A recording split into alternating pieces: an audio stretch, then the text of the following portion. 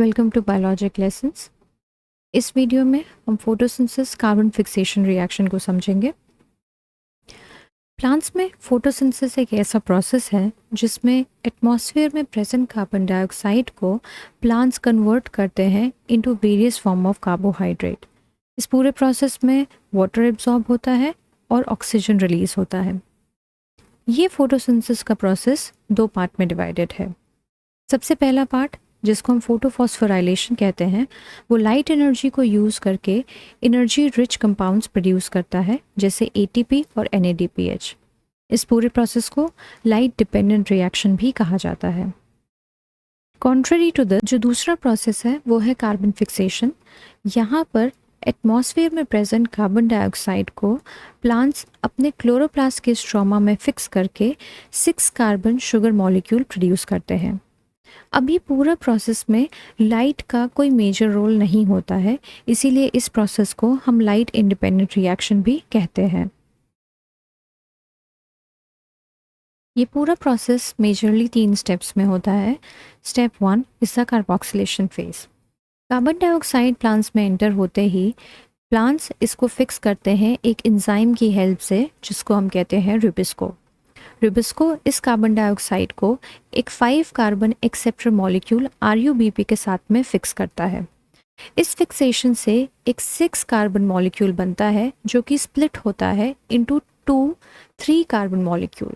ये 3 carbon molecule यहाँ पर है फॉस्फोग्लिसरिक एसिड और PGA।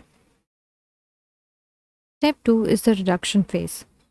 इस प्रोसेस में फॉस्फोग्लिसरिक एसिड के साथ में NADPH2 और ATP रिएक्ट करते हैं और फॉर्म होता है ग्लिसरल्डिहाइड 3 फॉस्फेट, जिसे हम G3P भी कहते हैं। इसको रिडक्शन फेज इसलिए कहा जाता है क्योंकि यहाँ पर NADPH2 इलेक्ट्रॉन्स को डोनेट करता है, जिसकी वजह से ग्लिसरल्डिहाइड 3 फॉस्फेट नाम का एक इंटरमीडिएट फॉर्म होता है। Step 3 is the regeneration phase.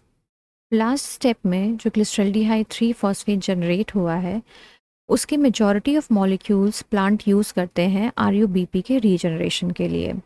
अब जैसे ये इक्वेशन 6 मॉलिक्यूल्स के लिए दी गई है, तो 6 मॉलिक्यूल में से 5 मॉलिक्यूल जो होंगे G3P के, उनको यूज़ करके 3 मॉलिक्यूल RuBP के रीजनरेट होते हैं। अब ये पूरा प्रोसेस एनर्जी ड्रिवन प्रोसेस है, इसलिए यहाँ पर ATP भी चाहिए होता है। बाकी का जो एक मॉलिक्यूल बचता है उसको यूज़ करते हैं ग्लूकोज के फॉर्मेशन के लिए। अब इस पूरी साइकिल को अगर हम समराइज करें तो सबसे पहले हमारा कार्बोक्सिलेशन फेज आता है, जहाँ पर कार्बन डाइऑक्साइड फिक्स होता है RuBP के साथ में, और जो सबसे पहला कंपाउंड बनता है फॉस्फोग्लिसरिक एसिड, वो एक 3 कार्बन कंपाउंड होता है। इसी वजह से इस पूरी साइकिल को C3 साइकिल या फिर केल्विन साइकिल भी बुलाते हैं। कार्बोक्सिलेशन फेज के बाद में नेक्स्ट फेज आता है रिडक्शन फेज, जहाँ पर सबसे पहले हमारा फॉर्मेशन होता है एक इंटरमीडिएट का, जिसको हम कहते हैं ग्लिसरल्डिहाइड 3 फॉस्फेट। इस ग्लिसरल्डिहाइड 3 फॉस्फेट से मेजरली RuBP का रीजनरेशन होता है और बाकी के बचे मॉलिक्यूल से ग्लूकोज का फॉर्मेशन होता है।